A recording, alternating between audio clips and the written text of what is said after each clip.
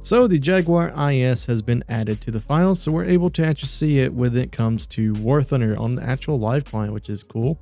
We're able to see that this thing basically is just a copy paste Jaguar compared to the other ones which are already in the game.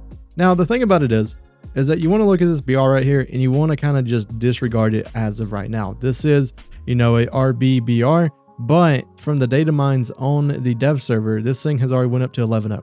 So you're getting a Jaguar that's going to be 11.0 that will be able to see 12.0 because it has Magic 2s, which is insane. Definitely is a platform which is very weak even at 10.3 or 10.7 where I think this vehicle should be at, but it's getting put up to 11.0 just because of that one feature of this vehicle. Now pretty much everything else is the same whenever it comes to this Jaguar. You have the same loadouts, like you have guided bombs, you have some rockets, you have some regular bombs, you even have some wonderful demonetized word bombs, but at the same time it's one of those vehicles that I'm just not quite interested in whenever it comes to War Thunder. And I even made a video about it today of I kind of just don't particularly like this vehicle. And honestly, I mean, it seems pretty good, especially now after making the video to begin with first of today. Seeing the BR that could possibly be 11.0, this is definitely a vehicle which is kind of struggling whenever it comes to actually, doing stuff. Now, if you are getting this vehicle and you do want to grind it out and everything, it does come stock with the Magic 2s. So at least you won't be, defending yourself in ARB with just one cannon. So if you didn't know, they had to take out one cannon of this vehicle. And I'm not honestly sure of why they had to take out one of the cannons. But you know what? I agree with it. And you know what? It is just kind of is what it is. But as you can see here, the Jaguars have always been pretty slow on the acceleration front whenever it comes to taking off. When it comes to doing anything, if you've gotten nukes within War Thunder, especially towards the top tier, you kind of know how, the Jaguar struggles at the low end. Like, it really does. As long as you, keep your speed, it can do pretty well. But as soon as you get down to where your acceleration is just so bad, like right in here of taking off, it's just really bad. Like, there's not much to really say about it. But yeah, as you can see here, you only have one cannon. The cockpit is pretty much the same as the other Jaguars. You do have your little map there, which I always think is pretty cool. The only thing about this that is making this an 11.0 vehicle, like I said, is this missile. And you only get 2 of them. And it's not like they're like always hit missiles either. People can flare them off. People can do whatever they want with them.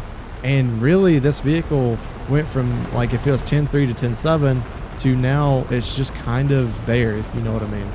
Like, it doesn't have a lineup for ground RB. It doesn't have the pizzazz for ARB. It's really just one of those vehicles that I'm just kind of like what's the purpose? And to be honest, that's just how I feel with this thing. I mean, yeah, these missiles are insane. That's going to hit. I don't even have to question it.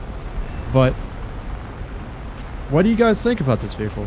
It seems very odd to me, at least, and it's not exciting. It's not, something that's going to drive the game a little bit further. It feels like, if anything, it was like in the past events, whenever it comes to War Thunder, where you have 3 or 4 vehicles, most of the time you have one standout vehicle, and then the other 2 or 3 are either, kind of subpar or stuff that really isn't the greatest into the game. I kind of feel like that's this vehicle, if we were on the old event cycle.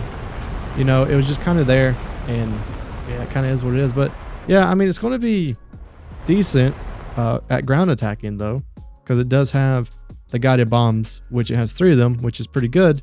But the problem with that is, and if this thing actually goes to 11.0, which the data mines have said, there isn't a lineup. You have 11.7s, you have 11.3s with those, you have the 10.3 lineups with the Mark III and as well as the Vickers Mark 7. There isn't a lineup for the vehicle. And let's just say that you want to go to 11.3, you have the Phantoms, or you have your Tornado GR1, which, I mean, this thing has, insane amounts of stuff as well. So what's the point? And then at 10.3, you have the exact same vehicle, but this one doesn't come with Magic 2s.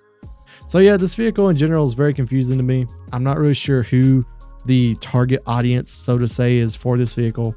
It definitely feels like one that I would preferably skip if you had the chance to.